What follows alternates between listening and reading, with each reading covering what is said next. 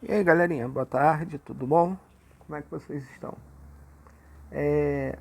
Hoje eu vou estar aí passando para vocês, tá? Mais uma aula de história. Na quinta-feira foi feriado, então não foi disponibilizado o conteúdo para vocês de matemática, tá?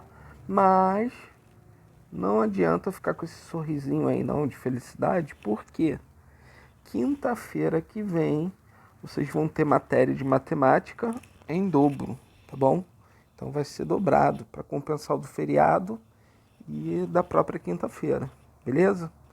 Então, gente, hoje eu venho trazer um assunto aí para vocês que na maioria das provas de concurso cai sobre esse assunto, que é justamente falando sobre a Inconfidência Mineira, tá? E aí hoje nós vamos ver um pouquinho o que foi, né, esse acontecimento histórico para o Brasil, tá? E aí nós vamos falar um pouquinho, né, da história de Minas Gerais, como que surgiu, vamos falar sobre a Inconfidência Mineira, as causas, quem foram os confidentes, vamos falar sobre as consequências e vou trazer aí ao final algumas curiosidades para vocês, tá? E depois eu vou estar deixando aí uma atividade para que vocês possam estar fazendo aquele mesmo esquema. Copia a pergunta, coloca a resposta no caderno, tá bom? Tira a foto e me manda. Então vamos lá, gente.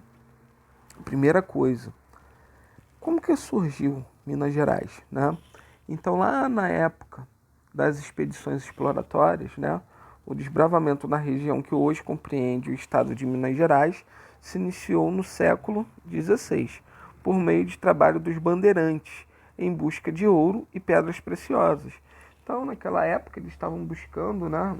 O Brasil já tinha pessoas morando, era uma colônia ainda de Portugal, mas já era uma colônia habitada, né, por várias pessoas, já tinha ali todo um comércio, tá? Já tinha as suas cidades, já tinha a cidade do Rio de Janeiro, São Paulo, né? Então o que que houve? Em 1709 foi criada a capitania, como eu falei, de São Paulo e Minas de Ouro, que em 1720 foi desmembrada em São Paulo e Minas Gerais. E aí o que que acontece, gente? Houve aí, né, uma separação. Antes era tudo uma única parte, e aí o que que eles fizeram? Dividiram. Uma parte ficou conhecida como São Paulo e a outra como Minas Gerais, que até então eram conhecidas como uma única capitania de São Paulo e Minas de Ouro, como era chamado, tá? Então, quando eles desmembraram, em vez de ser Minas de Ouro, passou a ser Minas Gerais, tá? No início do século XVIII, a região tornou-se um importante centro econômico da colônia, com rápido povoamento.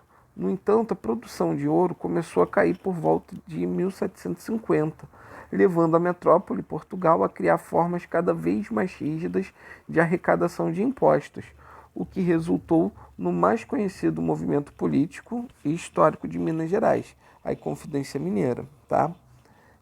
Por que que Portugal, é, por que Portugal não, por que que Minas Gerais, né, teve um rápido povoamento, tá? Isso aí, gente, se deu ao fato de que eles encontraram ouro naquela região ali. Então, como tinha ouro, as pessoas tudo partiram para Minas Gerais em busca de ouro. Então, isso fez com que as pessoas começassem a morar naquela região, né? Porque elas estavam em busca do ouro. Então, Minas Gerais teve um crescimento, um povoamento muito rápido, né? A absoluta influência da mineração na economia do Estado inibiu, de certa forma, o desenvolvimento de outras atividades econômicas de exportação. Por muitos anos, apesar dos avanços advindos da produção de açúcar, fumo e algodão, Minas Gerais continuou baseando sua economia nas grandes fazendas. O lento avanço da economia de Minas, como de toda a colônia, foi acelerado com o advento da produção e exportação do café. Então, em Minas, eles tinham muito isso, né? Que era o cultivo, no caso do açúcar, né? O fumo e o algodão. Só que com o passar do tempo, né, a exportação do café passou a ser o ponto forte de Minas Gerais, tá? Só que assim, gente, por ser uma colônia, né, o Brasil, na época que era uma colônia, não tinha um mercado forte. Até porque a ideia era o quê? Tudo que era produzido aqui no Brasil, Portugal queria pegar e exportar. E a maioria dos dinheiros ficavam com quem? Justamente com os portugueses, né? A Inconfidência Mineira. Por que ocorreu a Inconfidência Mineira? Tá? A Inconfidência Mineira, ou Conjuração Mineira, foi uma tentativa de revolta abortada pelo governo em 1789, em pleno ciclo de ouro, na então capitania de Minas Gerais. No Brasil, contra, entre outros motivos, a execução da derrama e o domínio português. Daqui a pouquinho eu já vou falar para vocês entenderem o que foi a derrama, tá?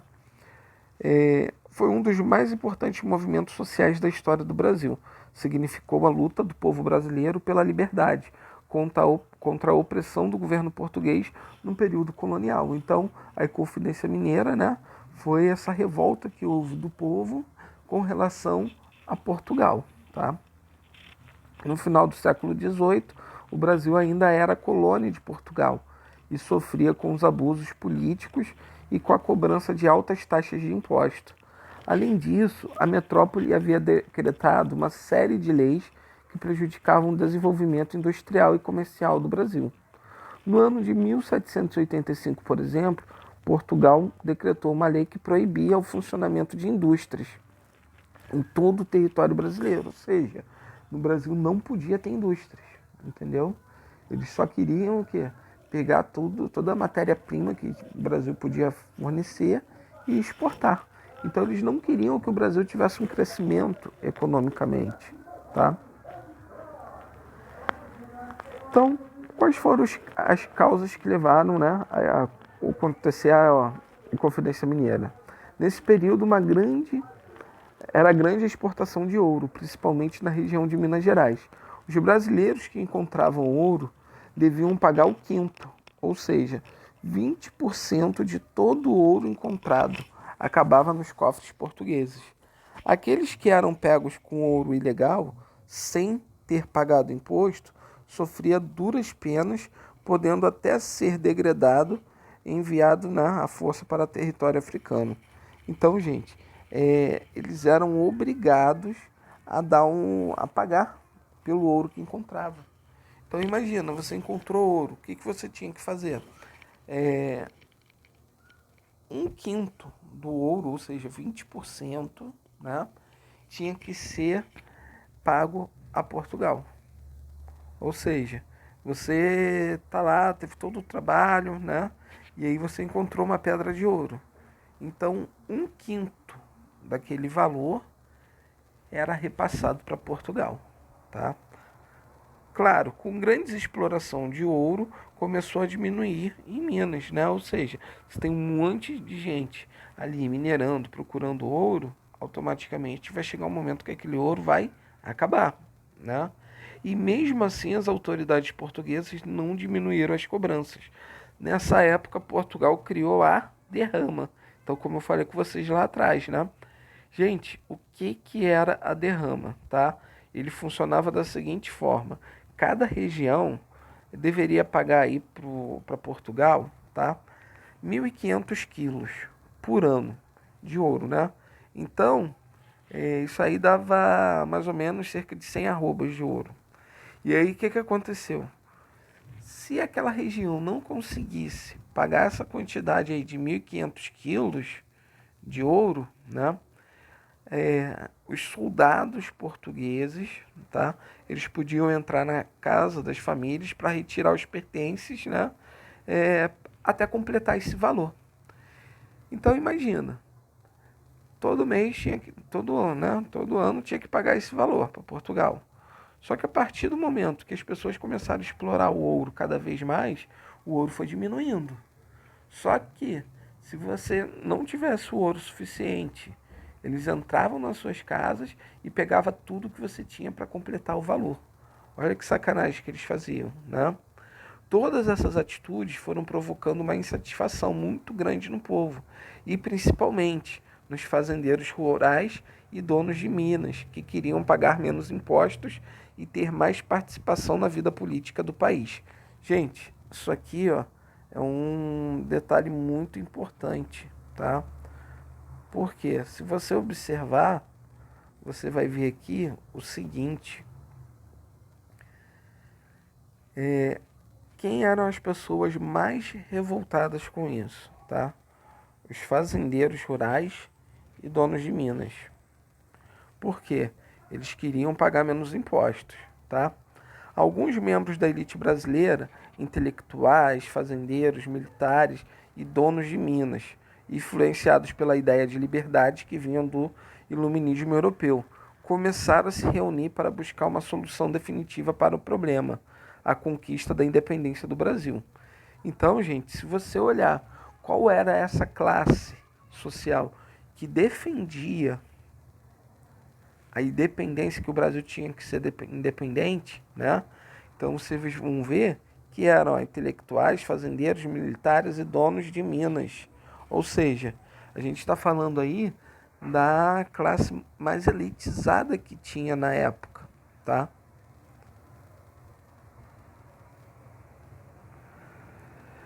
E aí, com tudo isso, gente, surgiu o quê? Os Inconfidentes. O grupo era liderado pelo alferes Joaquim José da Silva Xavier, conhecido como Tiradentes, e era formado por poetas, né? Tomás Antônio Gonzaga e Cláudio Manuel da Costa, o dono de mina Inácio de Alvarenga, o padre Rolim, entre outros representantes da elite mineira. A ideia do grupo era conquistar a liberdade definitiva e implementar o sistema de governo republicano no nosso país. Então, esses eram os Inconfidentes, tá? Então, eles foram liderados por Tiradentes, tá? Sobre a questão da escravidão, o grupo não possuía uma posição definida. Estes Inconfidentes chegaram a definir até mesmo uma nova bandeira para o Brasil. Ela seria composta por um triângulo vermelho no fundo branco com a inscrição em latim: Libertas, que será também liberdade ainda que tardia, né? Então, vocês podem ver, como eu falei com vocês, os Inconfidentes, eles foram formados pela elite, né? Pessoas da elite. E assim, uma coisa que chamava atenção é a questão da escravidão. O Brasil, né, como a gente já viu, foi um dos últimos países a abolir a escravidão.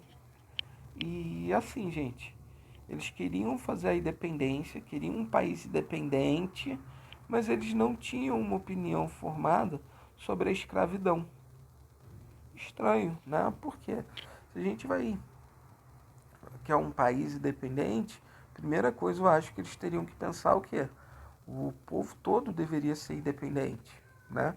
Deveria abolir a escravidão. Só que não, eles não tinham uma opinião formada sobre isso. Ou de repente tinham e não queriam falar, né? Um dos mineradores contados foi o coronel Joaquim Silvério dos Reis, que a princípio aderiu ao movimento, pois como a maioria da elite era um devedor de imposto. No entanto, com medo de ser envolvido diretamente, resolveu delatar a conspiração. Então o que ele fez, gente? Ele aderiu, né? Aquele movimento, só que ele ficou com medo. E aí o que ele fez? Foi lá nos portugueses e delatou. Ou seja, ele, né, falou pros portugueses: olha só, os caras estão querendo se revoltar aí. Eles estão querendo criar uma revolta, estão querendo independência. E aí o cara foi e entregou todos eles, né? Com o apoio das autoridades portuguesas instaladas no Rio de Janeiro, iniciou-se uma sequência de prisões, sendo Tiradentes um dos primeiros a ser feito prisioneiro na capital, onde se encontrava em busca de apoio ao movimento, e alguns dias depois iniciava-se a prisão dos envolvidos na região de Minas Gerais e uma grande devassa para apurar os delitos. Então, gente, eles, né, foram delatados. Então Portugal ficou feliz com aquilo? Não. Automaticamente ele mandou pegar e prender todo mundo, tá? A devassa promoveu a acusação de 34 pessoas que tiveram suas sentenças definidas em 19 de abril de 1792, com 11 dos acusados condenados à morte. Olha, foram condenados à morte, todos eles, né? Só que desses, apenas Tiradentes foi executado. Os demais tiveram a pena comutada para degrado perpétuo, ou seja, eles foram, né, tiveram ali foram condenados à morte, mas o único mesmo, tá, que o único que teve aí a sua morte mesmo decretada foi Tiradentes, tá? E aí o que que eles fizeram? Eles enforcaram Tiradentes e esquartejaram, sendo que as partes de seu corpo foram expostas em minas como advertência a todas as tentativas de rebelião. Ou seja, pegaram pedaços do corpo dele, né, e foram espalhando por toda Minas Gerais. Para quê? Para que as pessoas vissem e não quisessem mais se rebelar, né? Foi uma forma de advertência ao povo. Ó, não tenta se rebelar contra a gente, porque você pode acabar assim, tá? E aí tem algumas curiosidades, né? Na primeira noite em que a cabeça de Tiradentes foi exposta em Vila Rica, ela foi furtada, sendo seu paradeiro desconhecido até os nossos dias, ou seja, a cabeça do Tiradentes sumiu, tá? Tratando de uma coordenação por inconfidência, né, no caso traição à coroa, os sinos da igreja não podiam tocar quando tem execução, né, por causa de traição à coroa. Mas tem histórias de que quando Tiradentes estava sendo enforcado, né, o hino da igreja local soou, deu lá as 5 badaladas, tá? E na casa de Tiradentes foi arrasada. Então, depois que enforcaram ele, o que, que eles fizeram? A casa de Tiradentes, né? Eles colocaram sal para que mais nada nascesse ali, então espalharam sal pela terra dele toda, e as autoridades declararam infames todos os seus descendentes, tá? Então, tipo, todos os descendentes de Tiradentes eram mal vistos. E Tiradentes jamais teve barbas e cabelo grande. Como alferes, o máximo permitido pelo exército português seria um discreto bigode. Durante o tempo que passou na prisão, Tiradentes, assim como todos os presos, tinha periodicamente os cabelos e as barbas aparadas para evitar a proliferação de piolho, e durante a execução estavam careca com a barba feita, pois o cabelo e a barba poderiam interferir na ação da corda. Então a gente tem uma imagem aí, né, de Tiradentes, com aquele cabelo longo, barbudo, né, mas na verdade ele não tem muito essa aparência não tinha, é o que relatam, tá bom? E aí, gente, eu vou estar colocando também, junto desse vídeo lá no grupo, para vocês do WhatsApp, eu vou estar passando a atividade que vocês vão fazer. E aí, como eu falei lá no início, vocês vão copiar as perguntas e as respostas para o caderno, tá bom? E aí, na quinta-feira, a gente vai ter aí a nossa atividade de matemática em dobro. Valeu?